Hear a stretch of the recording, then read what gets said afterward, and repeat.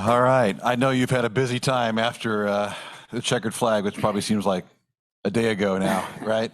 Congratulations, the number eight Husky Chocolate Honda for Chip Ganassi Racing, Marcus Ericsson, the 2022 Indianapolis 500 champion, winner of the 106th running of the Indianapolis 500, presented by Gainbridge.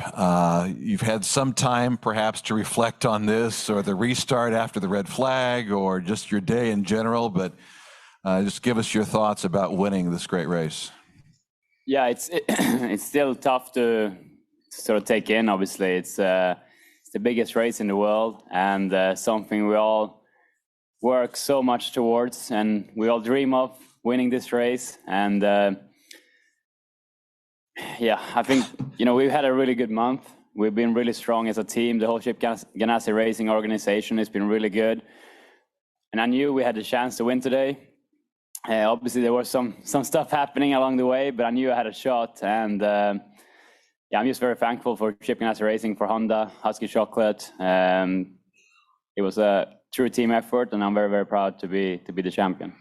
You win, obviously, in just your fourth start in the Indy 500. You become the second Swede to win the 500. Kenny Brack, of course, the first back in 1999. And we have a surprise for you. Kenny is joining us on the Zoom right now. Kenny, can you hear us? Unmute yourself. Let's hear from you. Hello. There he is. Tjena, Kenny. Well, you finally put your talents to good use today. Congratulations. It was a good drive, Marcus, and I was really pleased for you. I know you've worked a long time for this, but was a great race, a great drive today. So very well deserved. Thank you, Kenny. I appreciate that. It means a lot hearing that. Kenny was the one that helped me from go-karts to single seaters, and he's done very, very much for my career. So he's one of the persons that I wouldn't be here without him and his help throughout my career. So I'm very thankful. Thanks for those words, Kenny. So, Kenny, do you feel like you're a part of this in some form or fashion? No, I think Marcus has done a great job. I helped him from in the beginning, and I think I did a little bit to help you along the way with tips and driving and so forth. But you've obviously honed your skills along a big way since then. So it's good to see that it pays off, and all the hard work you must have done, and it's great to see. So big congratulations. And I don't think you realize yet what this means for your career, but you will find out in time. Thank you, Kenny. I think one of the things I learned from Kenny, that the biggest thing is that you have to work hard to get somewhere. Kenny worked very hard, and he made me work very hard, and I learned that. And it's like he says, hard work pays off, and it's a lot of hard work behind this win today. Kenny, I know you're driving. I appreciate you pulling over and doing this real quick. Yeah, thank you so much. Great to hear you, and great to see you earlier today at the Indianapolis Motor Speedway. Always great to be there, and congratulations again. And have a little bit of a party tonight, huh?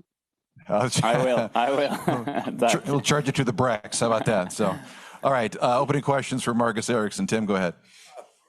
Marcus, it was Al Unser Jr. after something happened in the 1989 race, and he got beat by Emerson Fittipaldi. There was a little tussle there, but he said when it comes down to it, in those final laps, the only thing that matters in a driver's mind is winning the Indy 500. What was on your mind, and was that part of it too that was driving you those last two laps, the weaving, whatever you want to call it, the evasive maneuvers to keep Pato at bay? Yeah, so I think we did a really good last pit sequence. The car was fast and got some free laps around that, and came out third and caught Felix and Pato and passed them and pulled the gap. So I was hoping that was the race winning move. Had that 3-second gap and we had it covered. The only thing that could stop us was a caution. And of course that caution came. It's not supposed to be easy to win the 500. And those 10 minutes sitting there in the pit lane during that red flag was some of the hardest 10 minutes of my life, probably. thinking what to do and thinking that I'm leading the biggest race in the world and I'm that close to win it. And I knew Patty was going to have a run on me because up front, we've seen all month, it's really hard to defend when you're up front. And I was actually, sitting during dinner here at the Speedway on the infield last night, talking with Dario about this type of scenario. If I'm leading when it's towards the end of the race, the last couple of laps, what to do, how to break the toe of the car behind, where to place the car. So we had that very conversation last night, and that was in my mind when I was sitting there during that red flag. And then I just tried to go out and execute that plan I had made in my head. Pato had a really good run on me. I wanted to put him on the outside because I knew it was going to be hard to go around my outside, and I was not going to lift. There was no way I was going to lift. So I just kept my foot down, and that was the race-winning move. But it was, he made me work for it for sure. And on that last lap, when all of a sudden there's another caution, is it like 1,000-pound weight lifted off your head? What is that like knowing you've won it? If you just get back to the finish. To be honest, when that caution came out, I thought it was gonna, I don't know, I thought it was gonna be another restart. So I was like, I can't believe it, another one. And then they're like, we're coming to the checkered flag under caution. So then I sort of, first it was, I was angry, and then I just realized that won me the race. So it's just explosion of emotions from that point. Jenna, go ahead. Congratulations, Marcus. I have to first ask you got a tuxedo for tomorrow? I do not, but I will get one. I have one in Sweden. I don't know if we can fly it in, but That's just a joke because you likes to wear tuxedos. You call this the biggest race in the world. I imagine it's the biggest win of your career? by a million miles. By a million miles. So strange, right? You come from Formula One and you reinvent yourself here. I mean, what is that like? It's been tough. I did 5 years on Formula One, almost 100 Grand Prix, running for small teams, towards the back, most of it.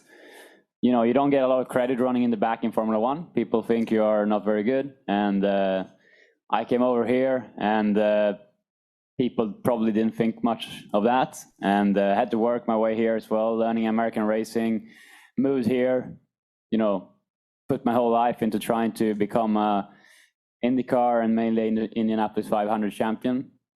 And it's been tough. It's been not easy, but I've been working extremely hard. And it feels good to show that hard works pay off. And yeah, winning the Indy 500, it's not bad for a pay driver, so it's good. How long you want to be a pay driver? I don't know, you tell me, but not bad for a pay driver. Not bad for a pay driver. You podiumed at Texas. Jimmy finished sixth, and it became Jimmy Johnson's going to win the Indy 500. But you left Texas feeling pretty good as well. Where did that shift come that you settled in and you were comfortable at ovals and said, you know what, I think I can win the Indy 500? So when I came to IndyCar and American racing, one of the big reasons was the ovals, because I always thought the ovals was something that would suit me. I always enjoyed the tracks in Europe that had a lot of high-speed content. So when I was sort of going towards the end of that Formula One career, my goal was to get to IndyCar.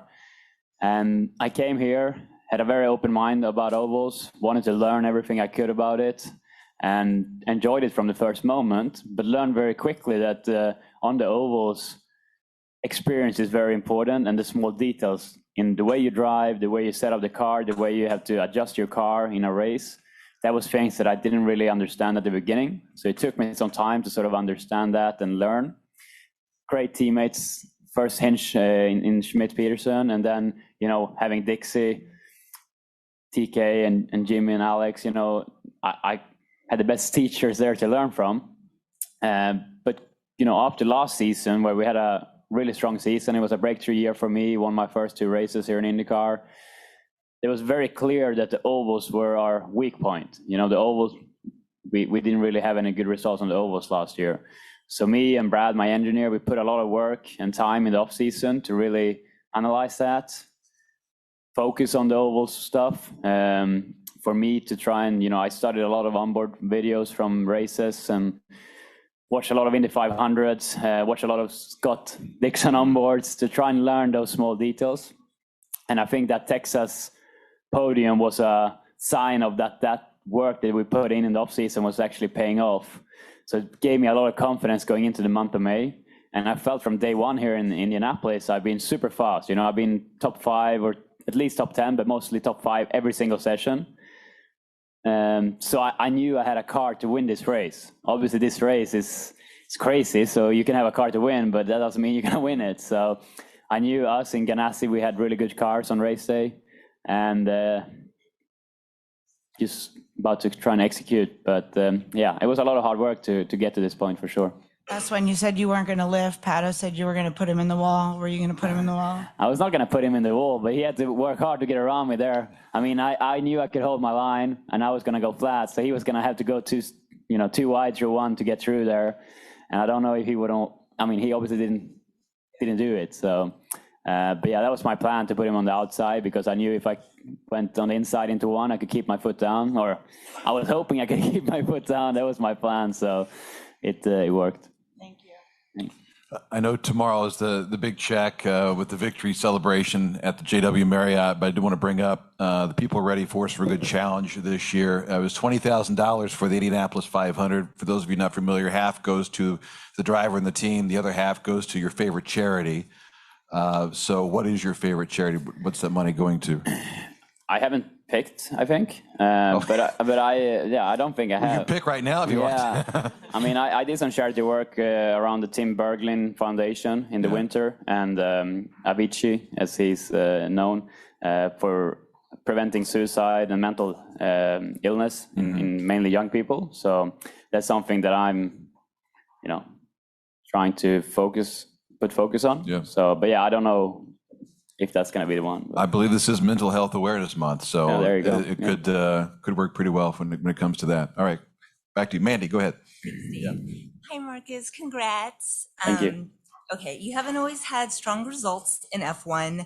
Now you just won the biggest race. Do you feel more validated as a driver, or does it change how you feel about your racing career so far now? They say it's life-changing winning this race, so I'm looking forward to that. I don't know. I feel like coming here to IndyCar, that was one of the goals of mine, to show what I could do, show my skills, because I felt like in F1 I didn't really get the chance to do that. So I came here, and first couple of years were pretty tough. Took some time to get used to this type of racing, and the competition here is, world class. So. But I've been with a great team in Chip Ganassi Racing now the last couple of years, and that's helped me develop as a driver. And I felt, like I said, last year was a big breakthrough for me. And I feel like I've been even better this year. We had some, I did a mistake in Long Beach that cost me a podium or more, which was, still a bit painful to think about. But I feel like I've been stepping it up on another level, and, being one of the fastest cars everywhere we've been so far. So I feel like I'm on that level to challenge up front, even though people might not always notice that. One more real quick. And on Media Day, I asked you about the regulations in F1, if you would go back. Do you change your mind? No, I love it here, and that's, everyone asks me about that, and I love it here. I moved here, I've been living here in Indianapolis now for the last few years, and I want to stay as long as possible. Awesome. Thank you. Thanks. Thanks, Mandy. Chris. Marcus, we spoke at St. Petersburg, and you mentioned what you said earlier about ovals. You need to work on them to build yourself up in the championship. Finishing third at Texas, what did you take from there that made you go over the top at Indianapolis to where now you're sitting here answering questions from all of us? I think mainly confidence. I felt pretty good on ovals from the get-go here, but I think, as anything in life, it's a lot to do with confidence. And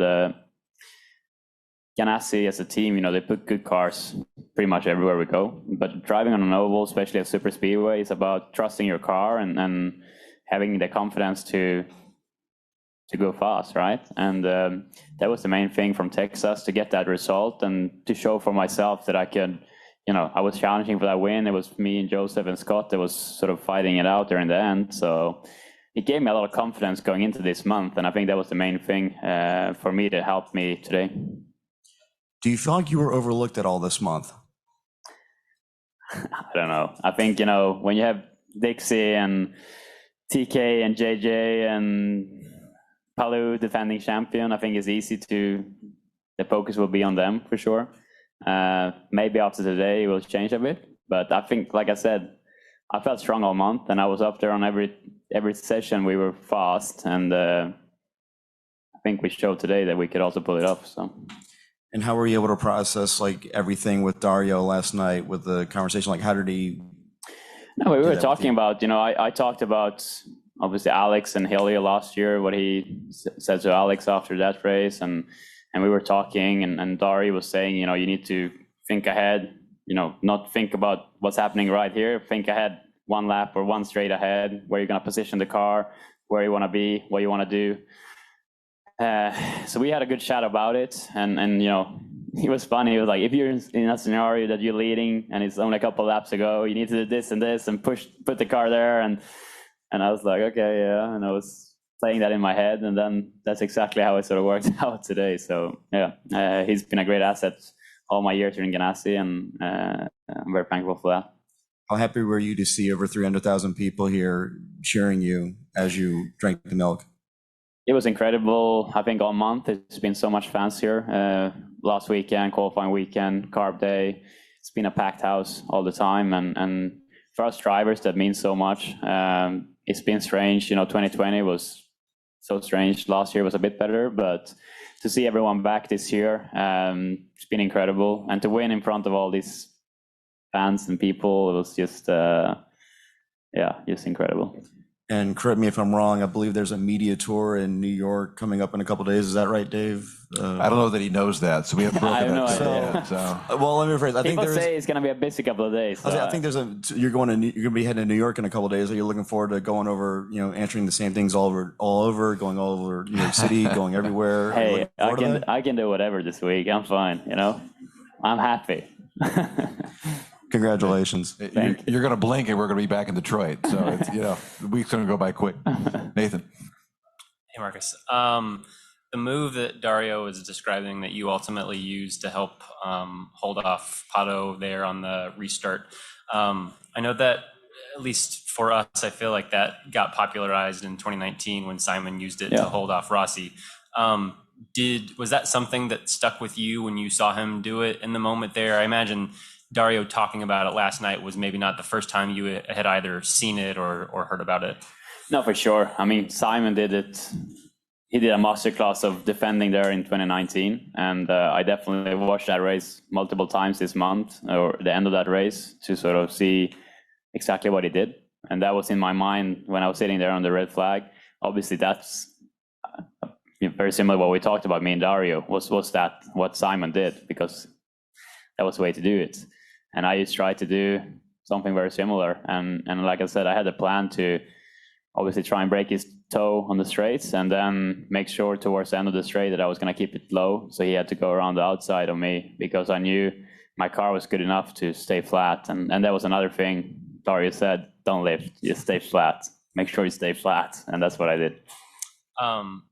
You were talking about the pressure that you felt sitting there in pit lane for those 10 minutes that the race was red before we got back green. I know you were the beneficiary of that type of a situation in Detroit, where the leader's car doesn't start. You're in a position where you can take over the race lead and ultimately held off guys to the finish.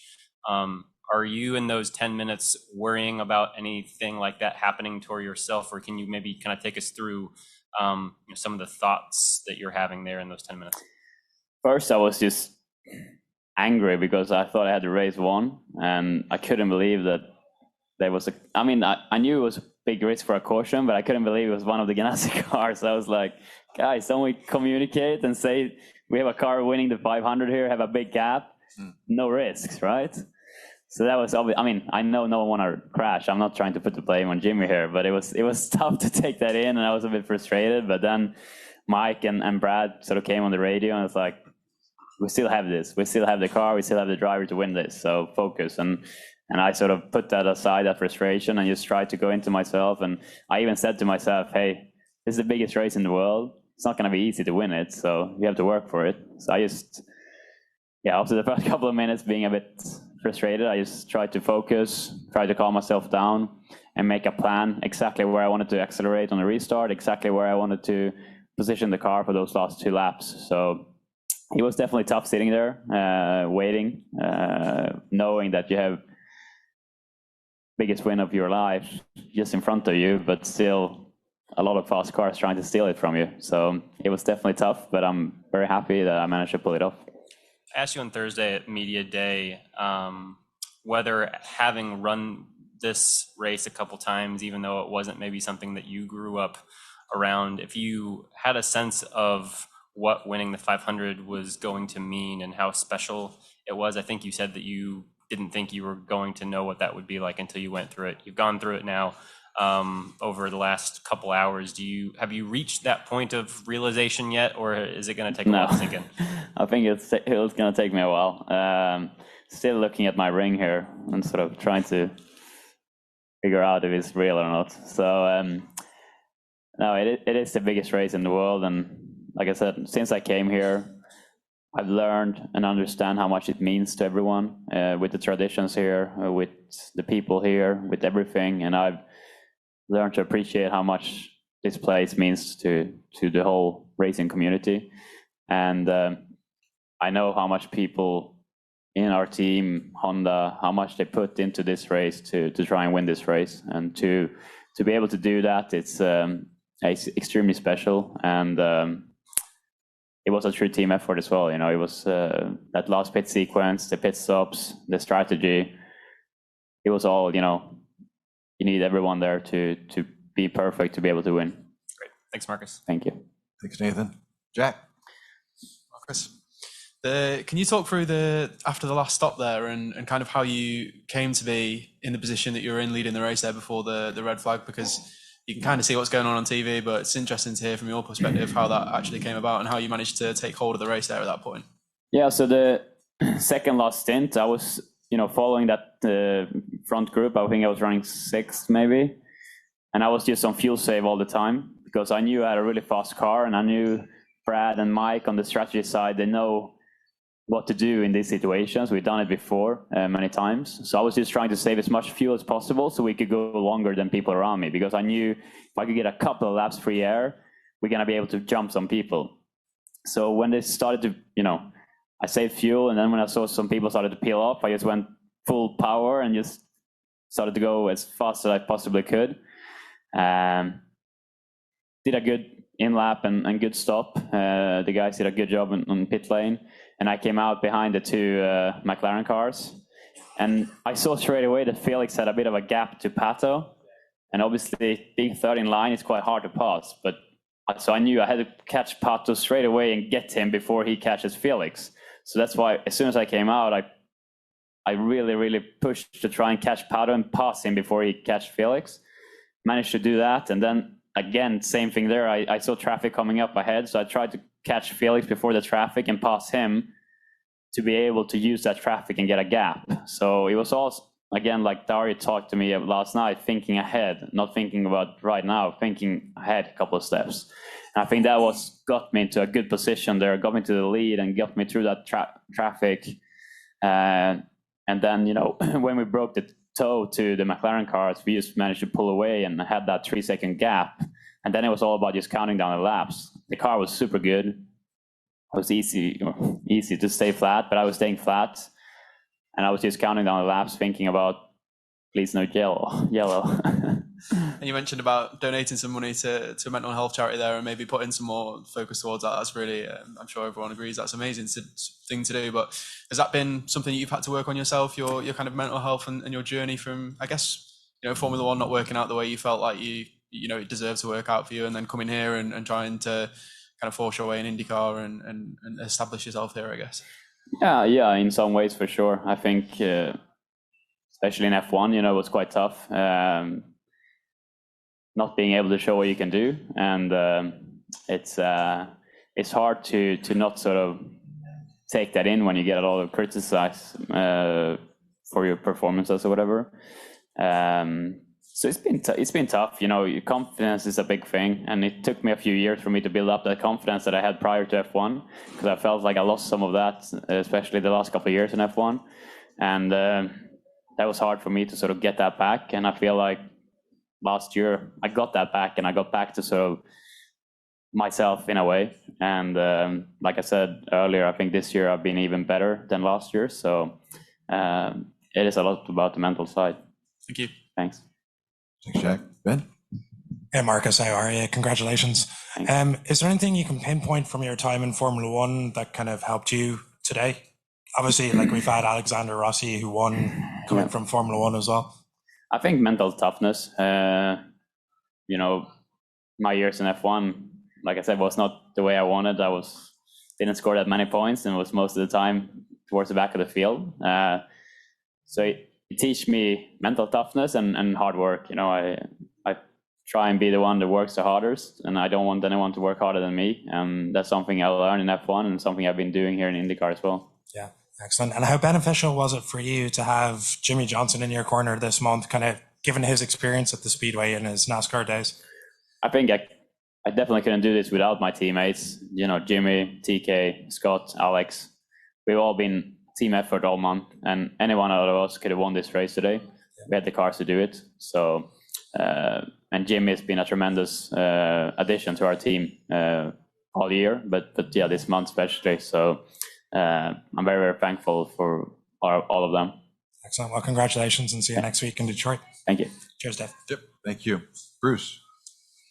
Is it even sunk in yet what you've just done? No, for sure not. I think it's going to take a while. Yeah, I'm still trying to figure out the fact that I won the Indy 500. And also, I believe at Detroit when you won, you had an interesting stat. It was like your first victory, or the year you finished second was your first podium in how long? It was my first win in like 8 years, I think. Yeah. Last year when I won in Detroit. So it's good I didn't have to wait another 8 years for the next one. But you've gone from an 8-year wait and winning. You win at Detroit, then you go airborne at Nashville and win the race. Now you've won the biggest race in the world. So how do you even begin to describe how all that's happened? I think I come back to hard work and believing in yourself. I had people believing in me. Great team, you know, behind me, Chip Ganassi Racing. My engineer Brad has been a great, you know, supporter of mine from day one, and he's believed in me from day one. And I think that's been the case. You know, when I joined Ganassi, I don't think many people thought much about it. It's another car to make up the numbers almost, you know. But from day one, you know, Brad and the rest of the 8-car crew were really believing in me, and also Chip and Mike and everyone, you know, they gave me the opportunity. And I think that was the great thing coming to Ganassi. It was, you know, we added a car to the team that has 2 really strong cars in the 9 and the 10, but I felt straight away that they pushed very hard for me as well and gave me the opportunity to show my skills. And that's helped me come to where I am today and helped me be an Indianapolis 500 champion. Thanks, Dave. Congratulations, Marcus. Can you explain your feelings right now that you are now in a position shared with another iconic Swedish drivers, for example, Ronnie Peterson or Matthias Ekström? You're now part of those kind of legends for your country. Yeah, it's like they say, it's a life-changing moment, and I'm extremely happy right now, struggling to sort of put words into how I feel, but feels good. I know that. And what would you say to the young Marcus who nearly 15 years ago was driving in junior formulas in BMW Formula in Germany or Japanese Formula 3? Dream big and work hard. Thanks. Congratulations. Hi, you've dreamt to do this your whole life. What is it like does the reality compare to the dream? It's a good question. I don't know. It's been, you know, since I won the race a couple of hours ago, it's been incredible to do the victory lap, see all the fans. It's something you dream of for so long, and to actually do it, it's you have to pinch yourself for sure. It's an incredible feeling. And what was it feeling like pouring that milk over your head? It was good. It was again something you've seen other people do over the years, and it's sort of a picture that sticks in your head that you sort of use as motivation those days when it's tough and you're working hard and then sacrificing a lot to be here. So yeah, that moment was very special for sure. Are you smelling bad yet? Yeah, it does smell a bit for sure. So yeah, I'll take it though. Så grattis, jättemycket grattis Marcus. Tack. So what would you like to say to the Swedish fans back at home, sitting up and watching this? I would say that I'm very, very thankful, because I know from all my F1 years, I had a great following. I was the first Swede in F1 for 23 years, so I got great support. Always a lot of people, sending me supportive messages from back home, and that's helped me on the tough days mainly. And coming here to IndyCar, it was the same thing. A lot of people following my journey here and supporting me. And even though it's a far away from Sweden, I feel that support. And even today, there was quite a few Swedish people here around the Speedway. So that's very special. And all that support is it's very important to me. And I'm extremely thankful for that. I hope they enjoy that moment today. I surely did. When will you be coming to Sweden and celebrate this with your Swedish fans? It's a good question. I'm planning to go home for midsummer, so that could be a good midsummer party, right? That's perfect. And just last question: which people in the background do you want to share this with? The people that helped you during the years. For me, it was very special today because I had my family here: my mom and dad, my brother. One brother is at home, but my girlfriend Iris was here, my trainer Alex, my manager Eje, and my backer Finn, who's been believing in me from day one, since I was 15 years old. And for me, those are the people that has believed in me all the times when other people hasn't, and other people have dropped away and not thought I had it, let's say, and they always thought I did. So for them to be here today, it makes me very emotional, because to share this moment with them means a lot. Hey Marcus, I got you in the media day, and I asked you for the chocolates if they come with you. You said no, maybe if I win the race. Yeah. And the thing is, I feel like you have this mood, like a very good mood, very focused. How do that go up and down when you are stopping in the line, in the red flag, and then up to the last laps and going up, see the crowd, take the milk? How is that? Yeah, I mean, first of all, we need to get some Husky chocolate over here for sure, especially now. It's I'll get on that straight away. But yeah, it is tough. Racing is tough because it's all about the mental side, keeping your emotion in check. Like I said, when I saw that yellow come out, I got very upset because I thought I had it won pretty much, even though you're never going to relax until you take the checker.